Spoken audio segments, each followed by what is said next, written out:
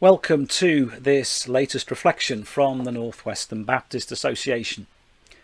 I don't know about you, but the last 15 months for me have been a season of significant change. The very fact that I'm doing this is part and parcel of that. I mean, I'd kind of harboured the question pre-COVID as a regional minister travelling all over North Wales and the northwest of England. Could I make better use of video and YouTube and the like and actually help and support more churches that way, and also maybe reduce that all-important carbon footprint? And without being indifferent to the struggle and tragedy that I know many have had to face, lockdown has provided for me an opportunity to explore some of that. But of course, slowly, gradually, things are beginning to return to normal. Or at least things are slowly moving towards a place where it's possible to return to normal. And yes, I can already sense the pressure to take up some of those tasks and roles and ways of doing things that I had to let go of in early 2020. And so I sense that I'm not alone, therefore, in facing something of a challenge. Which of those changes do I now want to keep hold of? And which of the things that I might be now expected to resume do I actually need to resist and say, no, we're not going to do it that way anymore? And I know that I'm not alone in asking those questions. Many of the churches that I'm talking to are wrestling with very similar issues. And many of us as people are also doing the same. Even in my mum's care home, they're now continuing to think about how they use new technology to help residents stay in touch with their families, even though normal visiting is going to be shortly resuming. And I found myself saying more than once recently, as we come out of lockdown, we need to see this as a moment of reset, not just simply restart.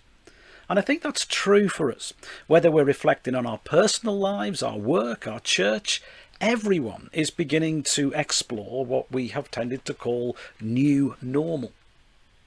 But if we're going to do that, where do we take our bearings from? The technology and what it can offer? The roadmaps that are constantly being produced? The expectations or demands of others? Our own interests and priorities? You know, I hugely value our Baptist community and the upbringing that I had within a local Baptist church, and I owe a great deal to that. But I also have to be honest and say that one thing I think lockdown has taught me is that an awful lot of what we do is really just the outcome of routine and tradition. And that in itself is not wrong. Life would be pretty bewildering and stressful if we didn't have routines and regular activities to follow. But we have learned to do different. We've learned that we can be church, that we can be disciples without many of the traditional activities and routines that tended to define that in days gone by. So what now? Do we reset or simply restart? And if we reset, then what needs to change and what needs to continue? And who decides that and how? What should take priority, and how have our priorities changed through all that's happened in the last year or so? These are questions that I suspect we are all likely to find ourselves facing in the months ahead. And we might be surprised at just how varied our answers and our responses turn out to be. But one thing that I have found myself refocusing on as I have had to change and adapt quite significantly is the sheer simplicity of our faith.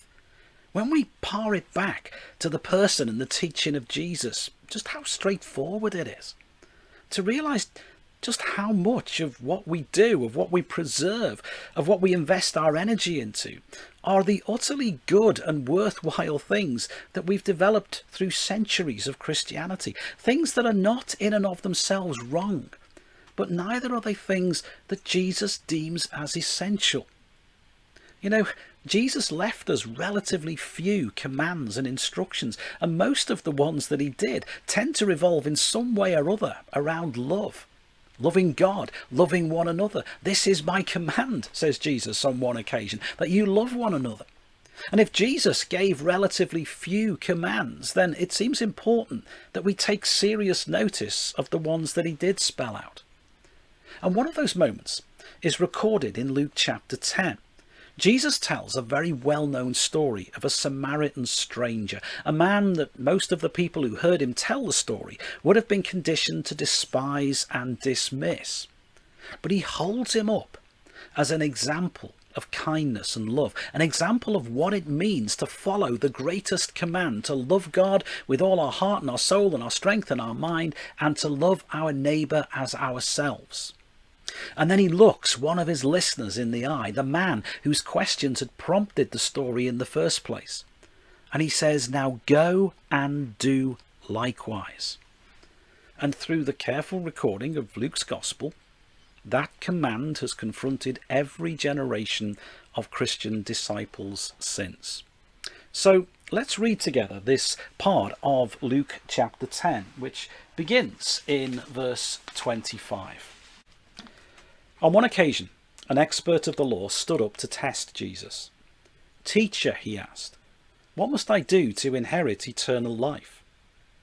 "What is written in the law?" he replied. "How do you read it?" And he answered, "Love the Lord your God with all your heart and with all your soul and with all your strength and with all your mind, and love your neighbour as yourself." "You've answered correctly," Jesus replied. "Do this and you will live." But he wanted to justify himself, and so he asked Jesus, "And who is my neighbour?" And Jesus, in reply, said, "A man was going down from Jerusalem to Jericho when he was attacked by robbers. They stripped him of his clothes, beat him, and went away, leaving him half dead. A priest happened to be going down the same road, and when he saw the man, he hurried by on the other side. So too a Levite, when he came to the place and saw him, passed by on the other side. But a Samaritan, as he travelled, came to where the man was, and when he saw him, he took pity on him. He went to him and bandaged his wounds, pouring on oil and wine. Then he put the man on his own donkey, brought him to an inn, and took care of him. The next day he took out 2 denarii and gave them to the innkeeper. 'Look after him,' he said, 'and when I return I will reimburse you for any extra expense you may have.' Which of these 3 do you think was a neighbour to the man who fell into the hands of robbers?" asked Jesus. And the expert in the law replied, "The one who had mercy on him." And Jesus told him, "Go and do likewise." Go and do likewise. Love your neighbour and recognise someone as your neighbour, not by what you feel they deserve or how it serves your interests to know them or how similar they are to you, but on the basis of their need and your opportunity to be that love-sharing individual. Now, why I find this story particularly relevant as we're beginning to explore our way out of lockdown is because of some of the characters that orbit around the central character of the Samaritan. You know, one thing that I've found interesting as I've engaged with churches and church leaders over the last year or so is that many have told me that they've actually found it easier to follow that Samaritan's example during all that's gone on in the last year or so than before it all happened. We may not have been able to open our buildings for worship or to sing our familiar and favourite songs or to gather and arrange activities in the ways that we previously did. But we have been able to be kind to our neighbours, and we've been able to show kindness to strangers, and we've often been the recipients of kindness from others. And we've even been surprised at times by that kindness. And again, that is a central part in the story that Jesus told. We might not so easily recognise it today, but Samaritans were not popular people in the eyes of Jesus' listeners. They were the last people that they expected to be kind to them. But as I said, my real interest in sharing this are some of the other characters that surround the story. And one of those is the man himself, who in real life asked the question that gave rise to it. He was a teacher of the law, a religious activist, a religious leader. And he would have easily identified and been identified with the other 2 characters in this story, the priest and the Levite. People who came from the same religious club as the guy who asked the question, the guy who was told to go and do likewise. And I think that we can be reasonably sure that when Jesus said that, he was in fact referring to the central character, the Samaritan, a man whose actions stand in stark contrast to those of the religious people who just left him there to suffer. And the religious establishment to whom the real-life questioner and the fictional priest and Levite belonged was one that had no time for wounded, bleeding victims lying at the roadside. But it had no time for people like Jesus either. Outsiders who spoke of God in ways that they disapproved of, or who could speak of God in ways that undermined their power structures and their status. And they had no time for Samaritans, who they also saw as making claims on God's favour that were unwarranted. Now, over the years, I've heard and read many explanations as to why the priest and the Levite behaved as they did. If they were travelling the Jericho to Jerusalem road, then they may have well been on their way to the temple at Jerusalem to perform their religious duties. And if the man was bleeding, then they would have become ritually contaminated and unable to perform those duties. And notice that Jesus speaks of them being in a hurry. Perhaps in his mind they were simply following their schedule and needed to get there on time. Now, this is only a story, but Jesus tells it to make a point. And the fact that they are religious figures who rush by without helping is clearly intended to be significant. And if it was their religious duties and their religious regulations that caused that, then this story is even more telling. And that's why I think it has something to say to us as we begin to think about what duties and responsibilities we need to be taking up again.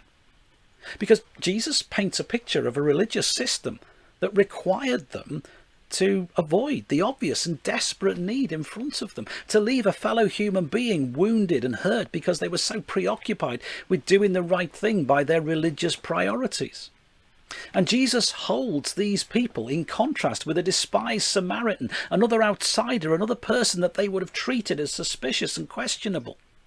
And when Jesus says, "Go and do likewise," it's not to those busy, preoccupied religious people that he points, but that outsider Samaritan, that stranger from another territory who becomes an example of love and kindness and gentleness. Words that in another part of our scriptures are described as the fruits of God's Spirit. So as ever, let me offer you 3 questions to ponder, perhaps on your own, or perhaps in conversation with a friend or a group. What does it mean for me to go and do likewise? And yes, that might be a matter of considering who are the equivalents of the man lying in desperate and obvious need. Who are the neighbours that God is calling me to recognise? And what does it mean for me in practical terms to obey that command to love my neighbour? But also, it's perhaps to recognise that it was a Samaritan, an outsider, who is the example in this story, the one whose actions are highlighted by those words, "Go and do likewise." So perhaps within that is a challenge to consider, well, who do I need to be willing to learn from? Whose examples do I need to be prepared to follow, even if it means laying aside some of my inherited assumptions and prejudices? And then maybe the question we can ask ourselves is, well, what's getting in the way of that? I don't think that priest and that Levite, fictional characters though they were deliberately unkind and uncaring. They just got their priorities wrong. They got caught up in routines of busyness and ritual that made it so much more difficult for them to stop and help a stranger. And we can stand away from their story and we can look from a distance and be shocked that it would be their religious identity that stood in the way of them offering the care that was so obviously needed. But when we're not standing looking from a distance, when we're in the centre of the storm, when we're caught up in our own busyness and routines, how easily can we do exactly the same? What's getting in the way of us doing likewise? And then maybe we might return to that question that we began with. So what should our priorities be? What needs to be different? I do think we have the chance, perhaps in a way like never before, to do things differently in the future. as individuals, as communities, and as churches. So if we are going to seek a reset rather than a restart, what can we do differently? What new priorities do we need to embrace? What old priorities do we need to let go of? Because it seems to me that what Jesus is calling his church to be here is the go and do likewise brigade. To be a people who are obviously putting into practice that command to love God and to love our neighbour, and to be a community that live out this story. So what do we need to become in order for that to be obvious to a watching world? As we reset and recalibrate, what are we going to become? A community of busy Levites and ritually pure priests, or a community of good Samaritans? Can we become a people who cultivate those fruits of love and gentleness and kindness within each other? And as we come back from this season of lockdown, whose example in this story will we follow? Thanks for listening.